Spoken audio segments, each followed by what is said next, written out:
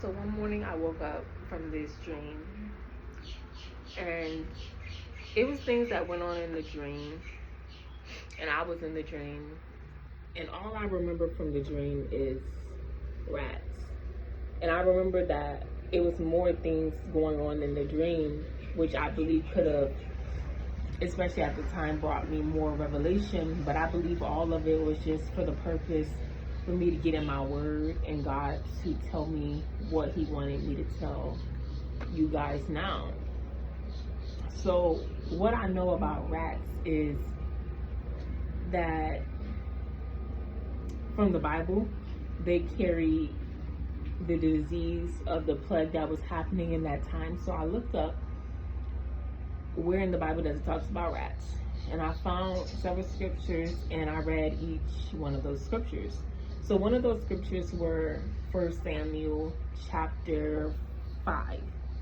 So in verse 6, it says, "But the hand of the Lord was heavy upon them of Ashdod," I think that's how you say it, "and he destroyed them and smote them with hemorrhoids, even Ashdod and the coast thereof." So that word basically means cancer and hemorrhoids. I believe that hemorrhoids, I think I'm saying it right, in the Bible. And this was a plague that came into them because they stole the Ark of the Covenant from the children of Israel. I believe it was a battle that took place. Yeah, in chapter 4 it says the war with the Philistines. So they stole it, and then it goes on, they continue to just pass it on throughout their city.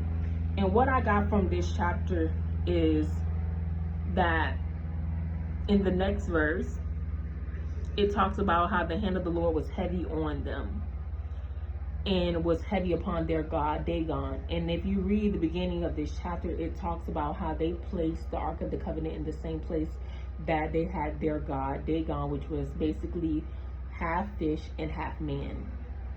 And Dagon fell on his face before the Ark of the Covenant, and they picked him up. So if that doesn't tell you enough that your God is fake, that you have to pick him up after he falls, and then the next day for he to fall again after they picked him up, and his hands to be cut off in his head, it's like a representation of like Goliath, like his head being cut off, and every other thing that is basically thinking themselves to be bigger than God. And they still decided to do what they wanted to do. And I understood from that is that the hand of God can be on you mightily, like the hand of God was on Ezekiel,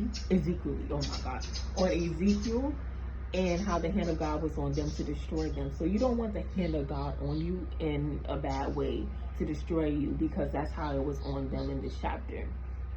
And what I also learned is that we don't want to be so ignorant to ourselves and the devices in our own hearts and what we want to do that we ignore the clear signs of the true and living God. Mind you, they had their own God, but they still knew, because of all the amazing things that God did, especially with the children of Israel and all of Israel, that this God was real. They just didn't serve him. And I think how many of us do that? We serve the God of our feelings, of our emotions, the gods of our own hearts, the God of our skin color, because we want to do what we want to do. We know that there's a God, and like them, they believed, they knew he was God, but they didn't know him as God, as it talks about in what chapter is that? I don't remember. Is it Romans? I don't know. But the New Testament, how it talks about they knew God, but they did not believe on him as God, something like that.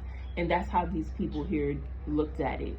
They didn't see God as their God, because they wanted to serve many gods to get basically their many things, because back in those days and still now, they believe that we serve many gods is better, because I can serve the hair god, the sky god, the water god, and have all of these things, not knowing or just being ignorant to the fact that the one and true God can give you all